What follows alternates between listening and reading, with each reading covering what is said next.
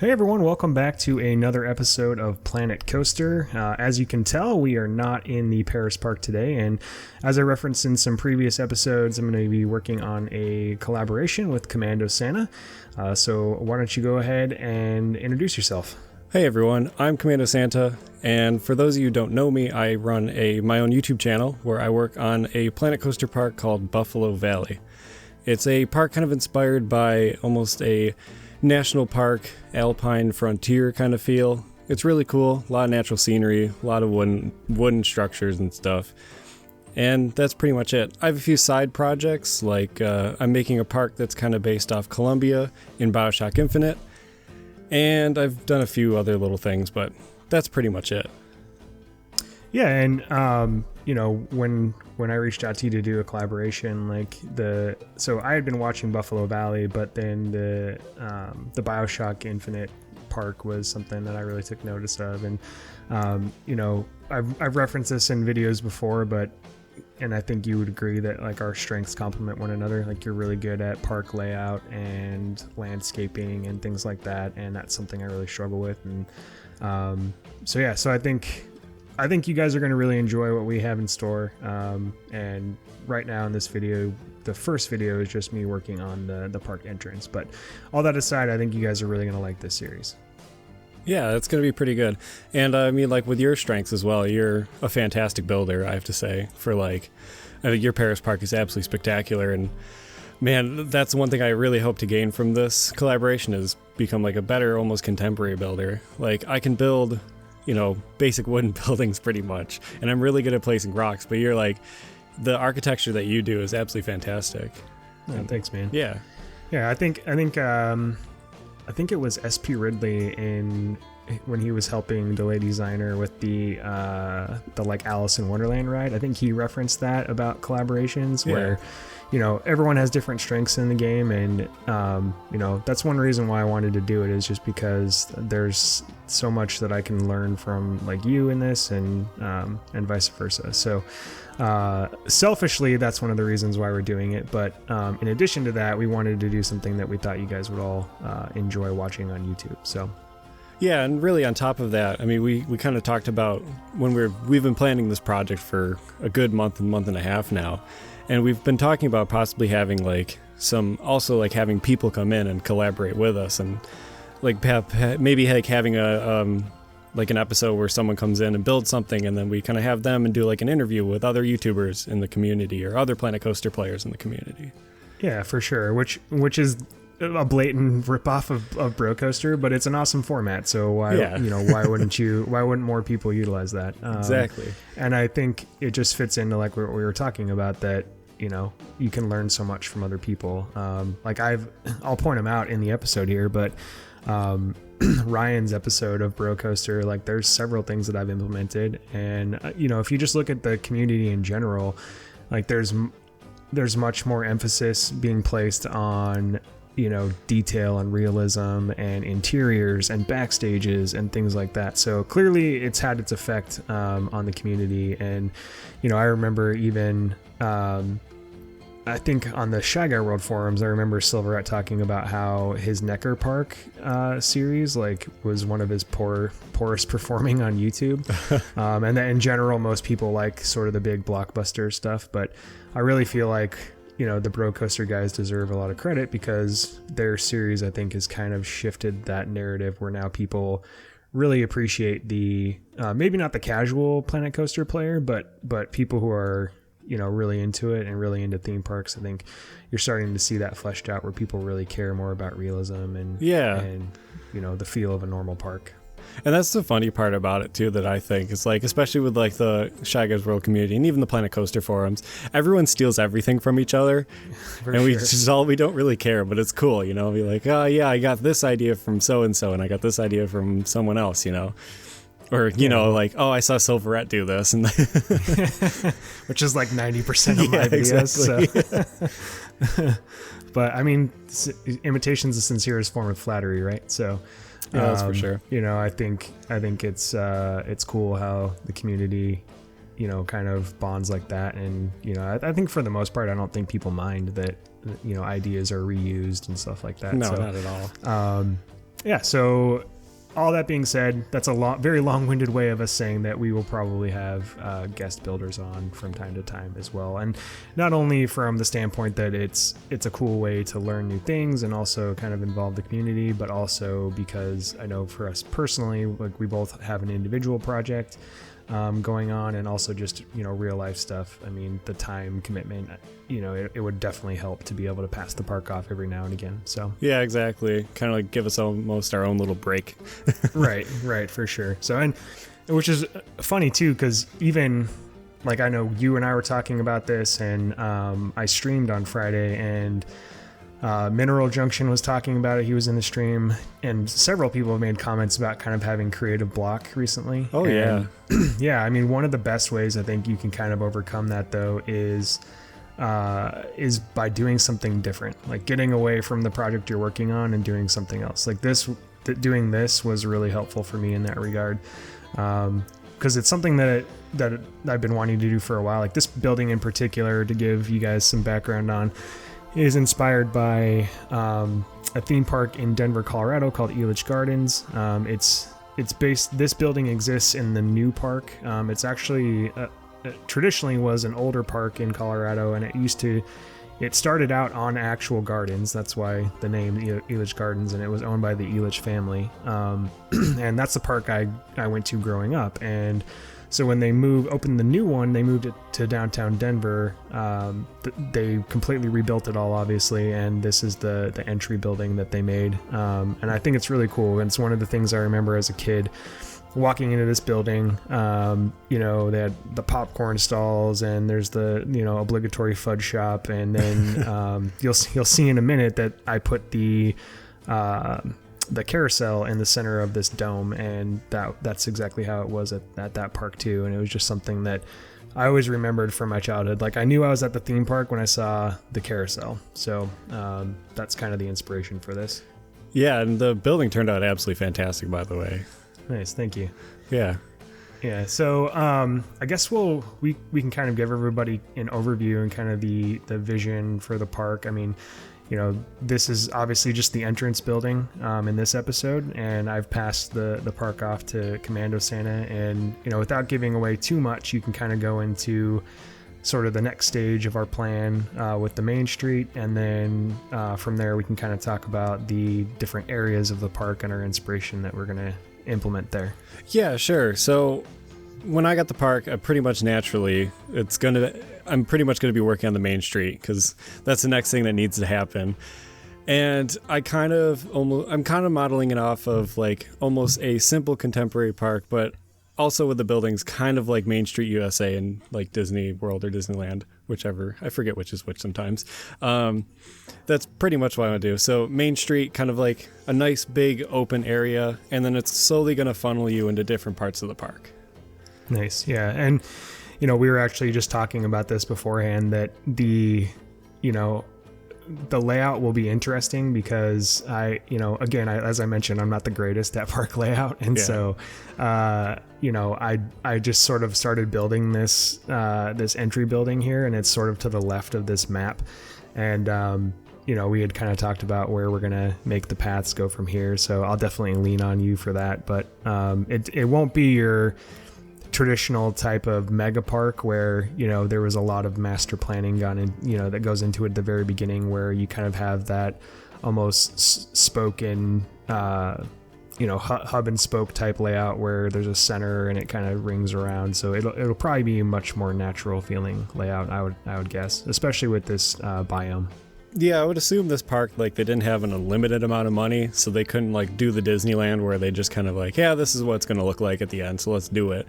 They more have built it as they had time and money and stuff, Right, definitely. So, and another thing too, we've been prepping and kind of talking about this for a little over a month now, and we went back and forth on biomes between the Deciduous and the Alpine here, and I know you definitely were more on board with the Alpine than I was, but it was definitely the right call. And I agree with you now that I've kind of gotten into it. It's definitely the prettiest biome, I think, in the game.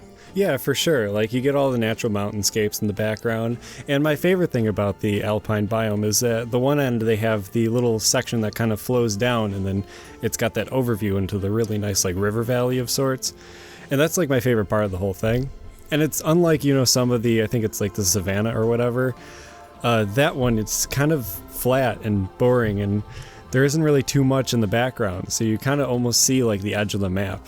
So yeah, for sure. Yeah. This one definitely gives the illusion that you're not on like a virtual tile floating in space.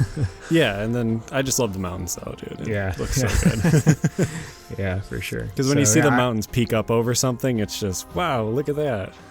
Yeah, I agree. Especially when you get like dive into like the Tegged Cam or something. Yeah. It really is much more immersive than the other biomes. So, and I guess something that was announced after we started this was the ability to use the custom textures within each individual biome, or I guess not custom, but to be able to choose your textures in the biome. So that'll be something that we'll have to talk about and figure out which ones we want to use. So yeah, that's coming out this week, right? So we're recording this on the weekend, so Tuesday that comes out. So okay. Which I know some of you animals have taken off of work to be available to play it, which is awesome. That's really cool. Not me though. Yeah. I wish. Yeah, really. So that'll be the first thing I do when I get home, that's for sure. Yeah. So in terms of the rest of the park, so like you said, the main street will kind of be your traditional theme park, inspired by Disneyland / Disney World. Super contemporary. And so the rest of the park, though, as we were kind of talking about ideas of what to do, we wanted to stray away from using just the in-game themes. We didn't want to necessarily have like a Western area and a sci-fi area and so on.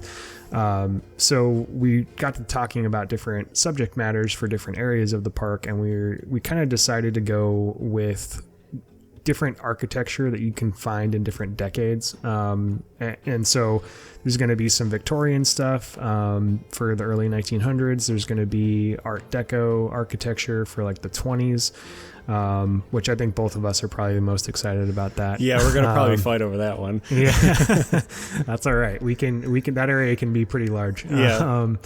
And then like an 80s type area with lots of neon, lots of bright colors. And then, we've talked about maybe doing some more modern stuff as well. So yeah. And I'm sure we'll come up with more as well, Yeah. And anything the community, like if you guys have any suggestions or anything along those lines that you want to see implemented, we're more than open to ideas and suggestions. So yep. That's one of the things I love about like your series is I know you're always constantly asking for feedback from from the viewers, and I like that because it really feels like it's a group effort.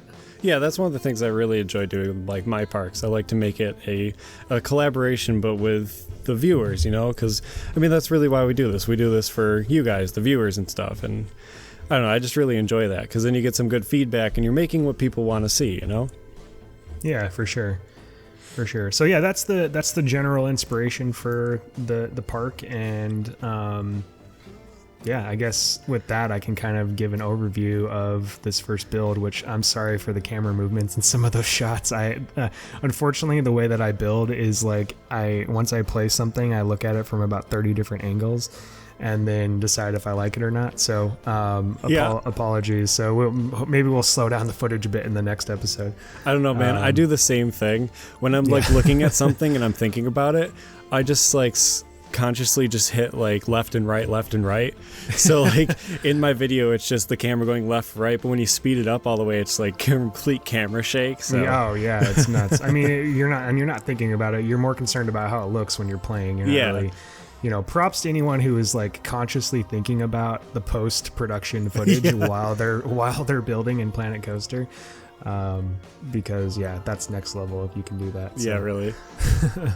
But yeah, so like I said, this building is inspired by the entryway of a park called Jubilee Gardens, and I think it's a cool blend of like not as much my building, but like their building is a cool blend of some modern stuff with, you know, your more traditional type of Victorian accents on some of the buildings you see. And I think it's nice because it'll be a good, from like a guest perspective, it'll be a good segue from like, you know, entering from modern times into the main street, which will, you know, have more of that classical Victorian look that you find on, you know, contemporary Victorian look you find on like a Disney main street. So, yeah, I think it'll be a nice starting point for the park. Yeah, and it's just in general eye candy.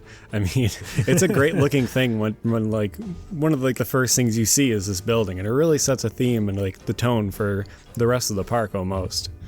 Yeah. So off to the right, there is sort of an admin building, and it's got a walk-up window for like if you wanted to get season passes or for like group, you know, groups that come to the park. Like I know I've seen that a lot where you'll go to a park on like a weekday and there's like a group entrance where, you know, whether it's like a school or, you know, a daycare or something where you've got multiple people that are going in together. So that's kind of the inspiration for that area over there. And then the ticket booths here are probably, you know, as much as I love the entry building, I really love how these turned out. You know, especially in a minute, you'll see I switch the texture from the stucco to the wood, and it really, I think, I don't know, it's almost got like a carnival feel to it a little bit. Yeah, almost, yeah. Yeah, and I think it really is like if I was going to this park, it would feel like it would give me the sense that I was in a different atmosphere, like I was going to a carnival or a theme park. It would really set the tone, I think, so. I'm happy with how these turned out. Yeah, it really turned out really great, and that's the point of it. It's supposed to, you know, set the feel for the entirety of the park. What this mostly reminds me of, I think, is almost kind of like one of those big boardwalks. Like we went to this one place in New Jersey, and we ended up spending the time on like the Jersey Shore. I think it's Ashbury Park or whatever. And this place, your big main building there reminds me almost of like the big boardwalk kind of like shopping area almost. They had a few restaurants and stuff in there. That's what it reminds me of. But, nice. Yeah. I mean, and the other thing that I'm noticing while we're kind of going through here is I don't have footage of making the sign. You know, it took me probably like 4 hours to make that thing, just using the art shapes. So unfortunately there's no footage of that, but yeah, I'm really happy with how that turned out. Yeah, it looks absolutely fantastic. And you'll probably put in some footage of it at the end, right? Yeah. Oh, yeah. So there'll be some cinematics at the end where you'll get some good shots of it and kind of a better understanding of the layout. Because like right now you can't see the path. So the one bad thing about this is that the paths are kind of a shit show. And I ended up having to hide a lot of pieces in some gray area or some grass area to, you know, give the illusion that it's all one piece of path or one plaza. But you know, so there'll be some cinematics of that at the end as well, where you get a kind of a full overview of this area of the park. So, yeah, I took a look at your path system. It looks interesting. It's one of those setups where if you accidentally delete one thing, you're deleting your entire path network. Yeah, like they've been Z. I've used the Z key way too much, and so anytime you delete one, it's like gonna delete the whole thing. Yeah, exactly. Yeah, and then you'll never get it looking the same as if exactly. did it before. Yeah. So, and this right here is a blatant ripoff of Ryan's work on Bro Coaster, where he made the ticket booths. You know, I love the way that those looked, and so I just tried to mimic those there a little bit, and then added the art shapes on the bottom that kind of represent where you would pass money or, you know, a credit card and get the tickets from the person behind the that's counter. super cool. So yeah, so we're about out of time lapse here. We've got about, I think, a minute left or so. Okay. So any last thoughts?